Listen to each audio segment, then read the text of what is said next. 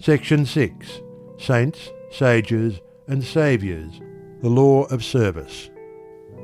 The spirit of love, which is manifested as a perfect and rounded life, is the crown of being and the supreme end of knowledge upon this earth. The measure of a man's truth is the measure of his love, and truth is far removed from him whose life is not governed by love. The intolerant and the condemnatory, even though they profess the highest religion, have the smallest measure of truth, while those who exercise patience and who listen calmly and dispassionately to all sides, and both arrive themselves at and incline others to thoughtful and unbiased conclusions upon all problems and issues, have truth in fullest measure. The final test of wisdom is this: how does a man live? What spirit does he manifest? How does he act under trial and temptation? Many men boast of being in possession of truth, who are continually swayed by grief, disappointment, and passion, and who sink under the first little trial that comes along. Truth is nothing if not unchangeable, and insofar as a man takes his stand upon truth, does he become steadfast in virtue, does he rise superior to his passions and emotions and changeable personality. Men formulate perishable dogmas and call them truth. Truth cannot be formulated. It is ineffable and ever beyond the reach of intellect. It can only be experienced by practice. It can only be manifested as a stainless heart and a perfect life. Who then, in the midst of the ceaseless pandemonium of schools and creeds and parties, has the truth? He who lives it. He who practices it. He who, having risen above that pandemonium by overcoming himself, no longer engages in it, but sits apart, quiet, subdued, calm, and self-possessed, freed from all strife, all bias, all condemnation, and bestows upon all the glad and unselfish love of the divinity within him. He who is patient, calm, gentle, and forgiving under all circumstances manifests the truth. Truth will never be proved by wordy arguments and learned treatises, for if men do not perceive the truth in infinite patience, undying forgiveness, and all-embracing compassion, no words can ever prove it to them. It is an easy matter for the passionate to be calm and patient when they are alone, or are in the midst of calmness. It is equally easy for the uncharitable to be gentle and kind when they are dealt kindly with. But he who retains his patience and calmness under all trial, who remains sublimely meek and gentle under the most trying circumstances, he, and he alone, is possessed of the spotless truth. And this is so because such lofty virtues belong to the divine, and can only be manifested by one who has attained to the supreme wisdom, who has relinquished his passionate and self-seeking nature, who has realized the supreme and unchangeable law, and has brought himself into harmony with it. Let men, therefore, cease from vain and passionate arguments about truth, and let them think and say and do those things which make for harmony, peace, love, and goodwill. Let them practice heart virtue, and search humbly and diligently for the truth which frees the soul from all error and sin, from all that blights the human heart, and that darkens, as with unending night, the pathway of the wandering souls of earth.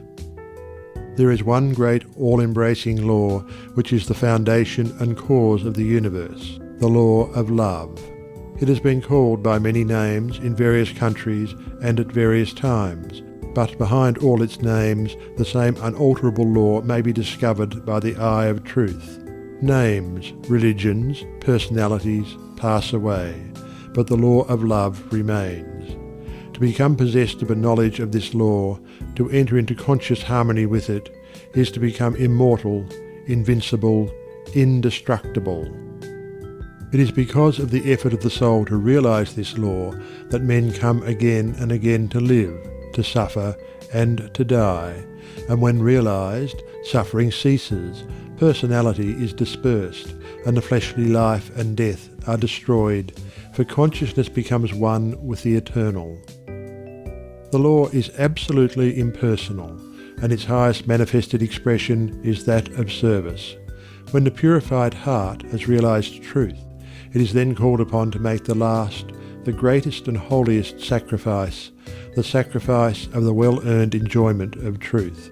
It is by virtue of this sacrifice that the divinely emancipated soul comes to dwell among men, clothed with a body of flesh, content to dwell among the lowliest and least, and be esteemed the servant of all mankind.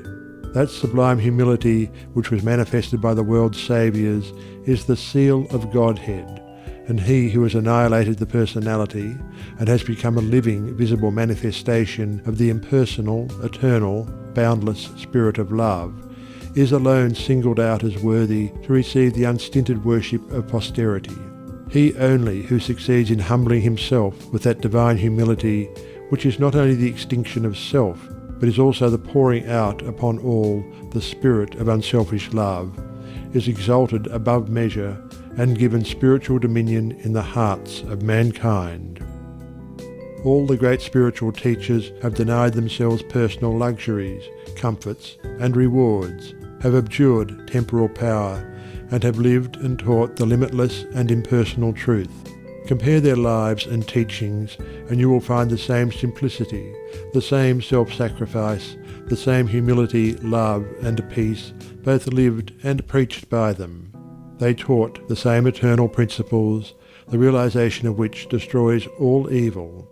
Those who have been hailed and worshipped as the saviours of mankind are manifestations of the great impersonal law, and, being such, were free from passion and prejudice, and having no opinions, and no special letter of doctrine to preach and defend, they never sought to convert and to proselytize. Living in the highest goodness, the supreme perfection, their sole object was to uplift mankind by manifesting that goodness in thought, word, and deed. They stand between man, the personal, and God, the impersonal, and serve as exemplary types for the salvation of self-enslaved mankind. Men who are immersed in self, and who cannot comprehend the goodness that is absolutely impersonal, deny divinity to all saviours except their own, and thus introduce personal hatred and doctrinal controversy, and, while defending their own particular views with passion, look upon each other as being heathens or infidels, and so render null and void, as far as their lives are concerned, the unselfish beauty and holy grandeur of the lives and teachings of their own masters. Truth cannot be limited. It cannot be the special prerogative of any man, school, or nation, and when personality steps in, truth is lost. The glory alike of the saint, the sage, and the saviour is this, that he has realized the most profound lowliness, the most sublime unselfishness.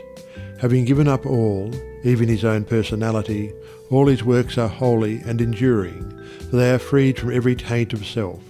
He gives, yet never thinks of receiving. He works without regretting the past or anticipating the future, and never looks for reward. When the farmer has tilled and dressed his land and put in the seed, he knows that he has done all that he can possibly do, and that now he must trust to the elements, and wait patiently for the course of time to bring about the harvest, and that no amount of expectancy on his part will affect the result.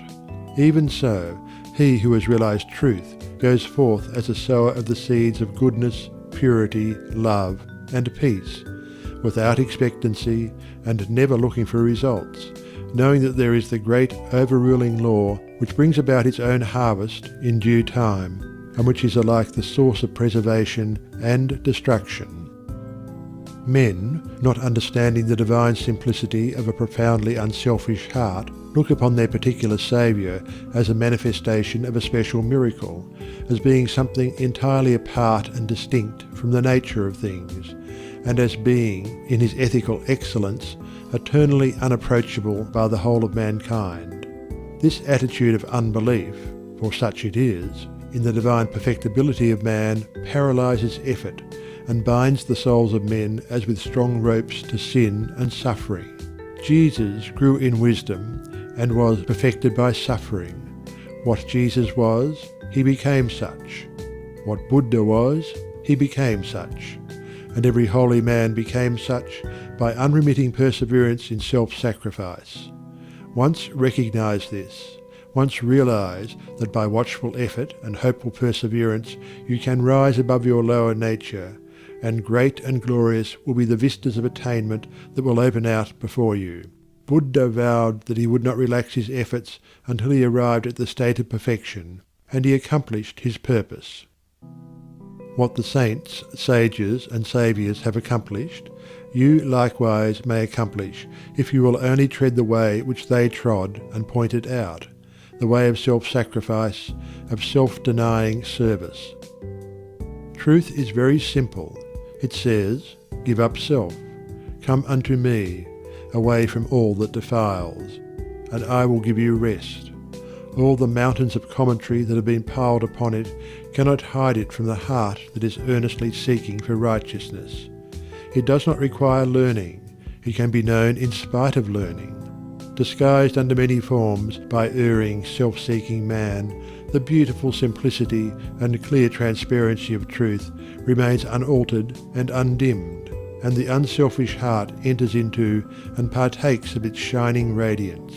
Not by weaving complex theories, nor by building up speculative philosophies is truth realized, but by weaving the web of inward purity, by building up the temple of a stainless life, is truth realized. He who enters upon this holy way begins by restraining his passions. This is virtue, and is the beginning of saintship, and saintship is the beginning of holiness. The entirely worldly man gratifies all his desires, and practices no more restraint than the law of the land in which he lives demands. The virtuous man restrains his passions. The saint attacks the enemy of truth in its stronghold within his own heart, and restrains all selfish and impure thoughts, while the holy man is he who is free from passion and all impure thought, and to whom goodness and purity have become as natural as the scent and colour are to the flower. The holy man is divinely wise. He alone knows truth in its fullness, and has entered into abiding rest and peace. For him evil has ceased. It has disappeared into the universal light of the all-good. Holiness is the badge of wisdom.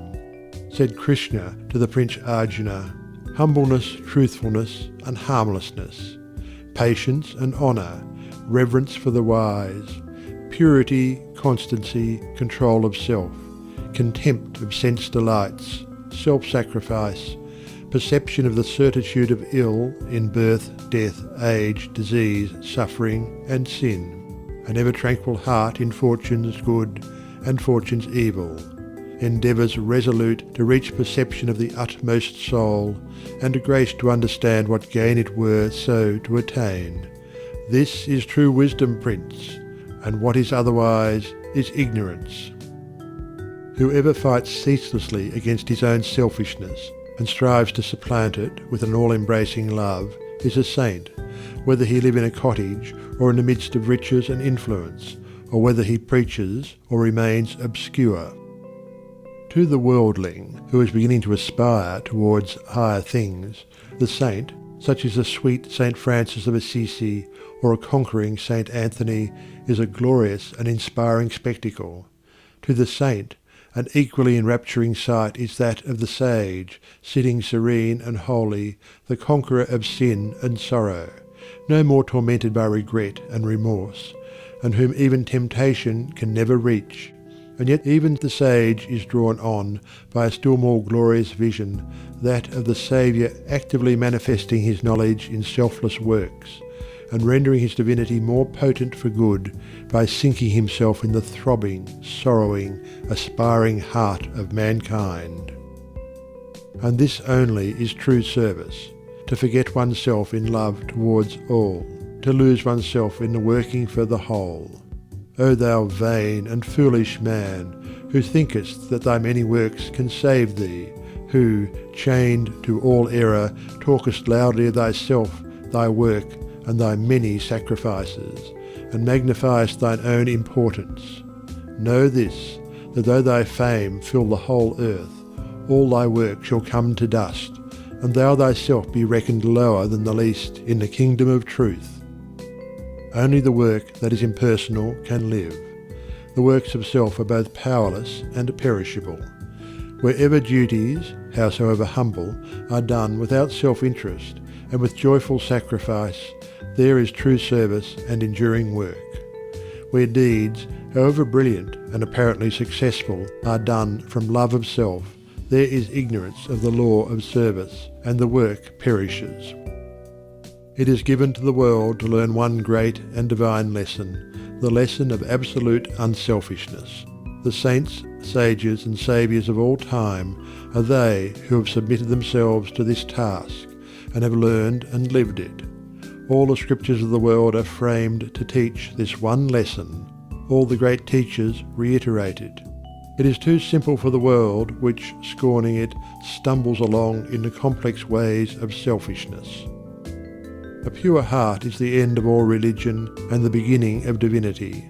To search for this righteousness is to walk the way of truth and peace, and he who enters this way will soon perceive that immortality which is independent of birth and death, and will realize that in the divine economy of the universe, the humblest effort is not lost.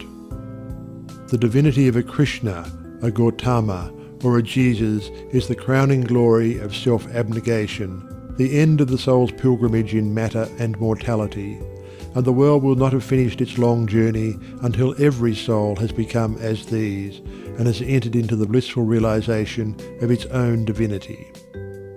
Great glory crowns the heights of hope by arduous struggle won. Bright honour rounds the hoary head that mighty works hath done.